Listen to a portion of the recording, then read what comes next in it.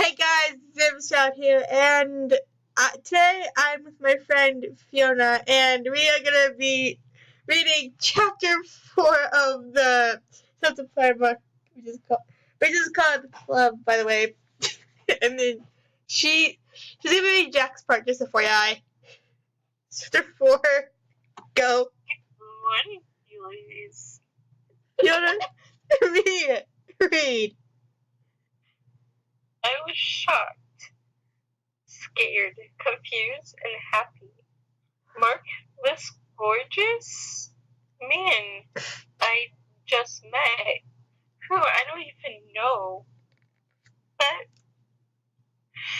that Will offered to let me stay with him.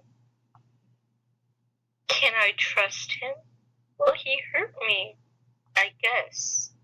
I don't really have much of a choice here. I was overjoyed and excited. Through As though. what? What is though?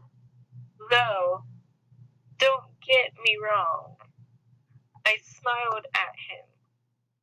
A few tears pricked my eyes. I nodded and he smiled. Do you read that, don't you? Oh, what the fuck? What the hell? Okay, whoa. Whoa. You okay? Hold on. He's, yeah, okay. Yeah, okay. You start your first day tomorrow. He said. Yeah. He said, smiling. Mark picked up. Can't see. Move over more. My bag for me. Let's get you situated at my house. Mark lived in a huge, fancy-looking apartment building. We stepped out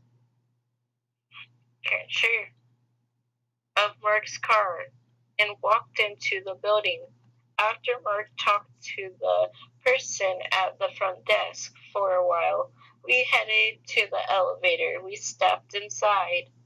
If Mark pressed one of the buttons, and I started slowly dancing and dancing to elevator music. Mark noticed and giggled. Okay. God, he's adorable. I'm sucky. He'll be staying with me. We got into my floor, and I led him to my house. We stepped inside, and I switched the lights on. I looked over at Sean, and he was looking on at my house with a fascinated expression. I guess my apartment is really big. I need to use the restroom. Just make yourself at home, kitten. I told him as I headed towards the bathroom. I splashed water on my face and headed out.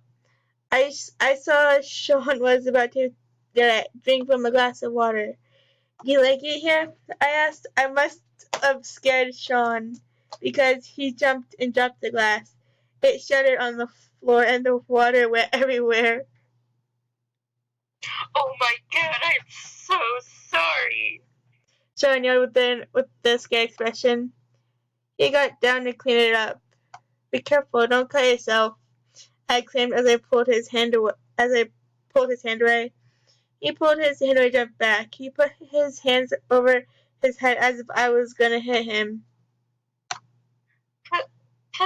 Please don't hurt me. He said his tears went down his face. Sean, I'm not gonna hurt you, I said as I helped him off the ground.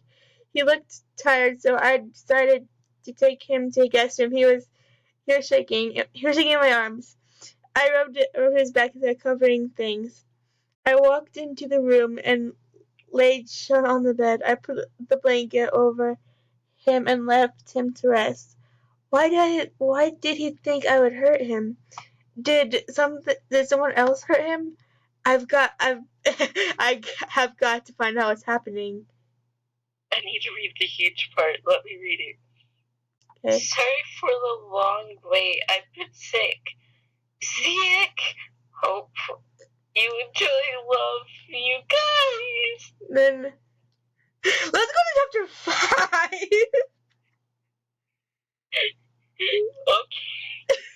I mean, I did like 3 chapters last time. Okay, jeez. Okay, this is from my favorite. Hey, skipping down quick. It's Ew. still your point of view. Yeah. Wait, no, it's mine now. No, look. Oh, Bruh. I Okay. saw Jack. While Jack was asleep, I started making us dinner. It's killing me. I want to know what happened to him. I want to know if someone hurt him. I looked down at the kitchen table and saw Jack's phone next to his bag. I put the stove on low and slowly walked over to his phone. This is wrong, Mark. Don't do it, Mark. I picked up the phone. I went to the photos because I'm a nosy asshole. A lot of them were absolutely adorable selfies of Jack. I blushed and clicked out of the photos when I found a nude pic of Jack. Ooh. I went into the messages. I found a message slot from a guy named Alex. I opened it and felt my rage rise. These texts were horrible. They they were all death and rape threats. I went through and found out this was Jack's ex-boyfriend. I felt a little joy knowing Jack was gay. Whoever this is an absolute monster. I guess that's why Jack was so afraid I was gonna hurt him. I shut the phone off and got back to cooking. I'm slowly falling for this adorable man. God damn it, I'm gonna protect him.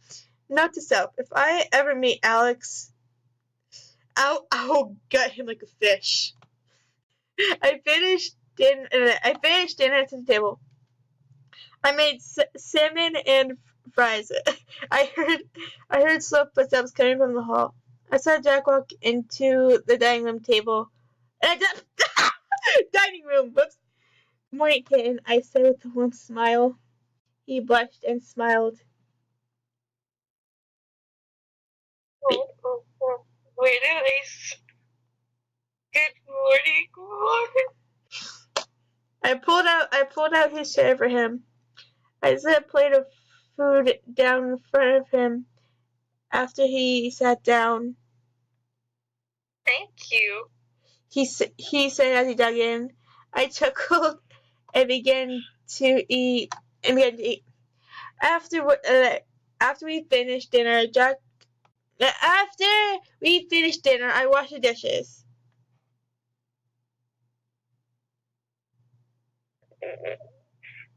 I'm going to take a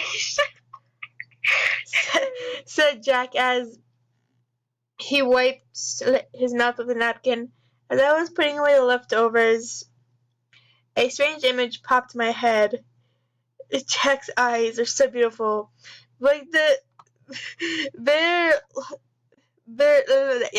like the deepest ocean. Every time I look into them, I feel like my breath has been taken away.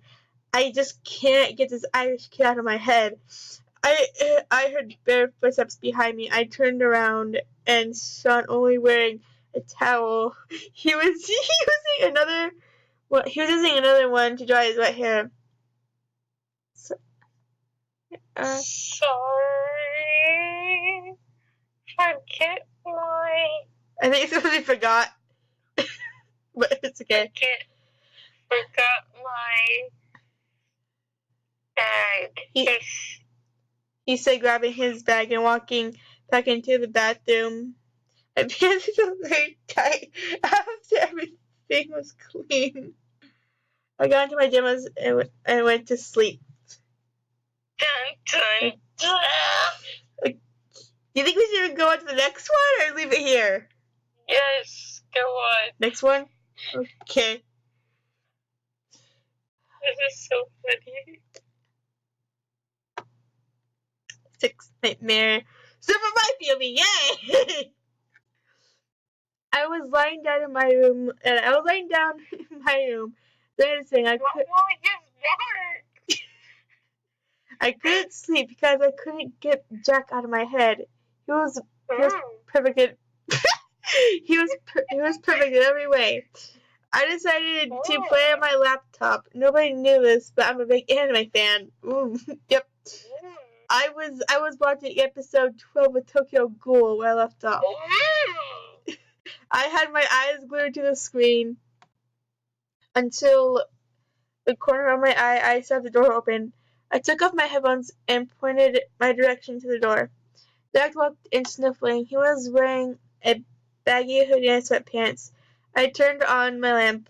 His eyes were very red and his cheeks were stained with tears. What's wrong, kitten? I asked, walking over to him.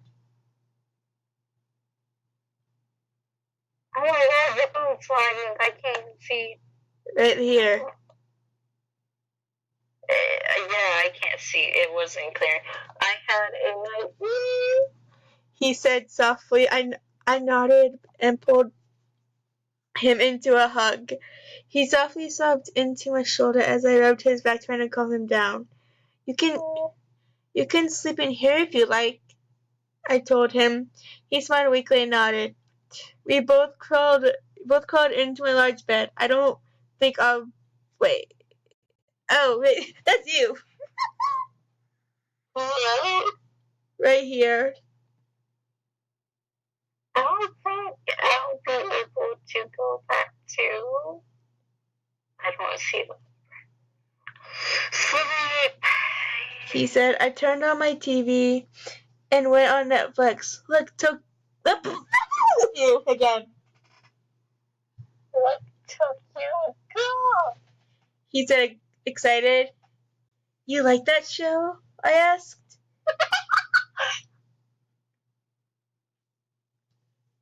That you have to. Well, I never seen it, but I've been wanting to watch it. I smiled and played the first episode. Time skip. This is how we've been recording for. Wait, it's my turn. Don't she Jack yelled at the screen. I laughed and threw another piece of popcorn in my mouth. We both didn't mind this, but we slowly started to cuddle. We started watching the show. It wasn't long before I heard Jack's gentle snoring. How could a snore be so cute? I pulled the blanket over us and hugged Jack to my chest. I kissed his forehead. Good night, Jack, I said with a smile on my face. Jack shifted and smiled. Good night, Mark. And like that, he was back asleep. Oh boy, tomorrow's Jack's first day at the club. The uniform for bartender at my club is a little showy. He is supposed to wear really black jean shorts, black leather boots, and a rainbow tie. Jack's kind of shy, and I don't want a bunch of drunk guys with their hands all over him. We do give all our employees a little button that alerts me if someone gets too grabby. Okay, I'll be honest. My club paradise is a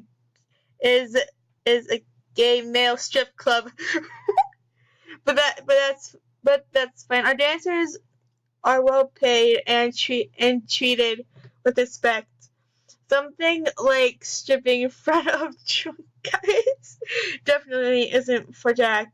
Good thing we needed a bartender. I shut off my lamp and closed my eyes as I drifted to sleep. Okay, we are gonna leave it off. We're gonna leave it here on chapter 7, and hopefully I'll get to this tomorrow because tomorrow Fiona here it's finally Jack's POV, so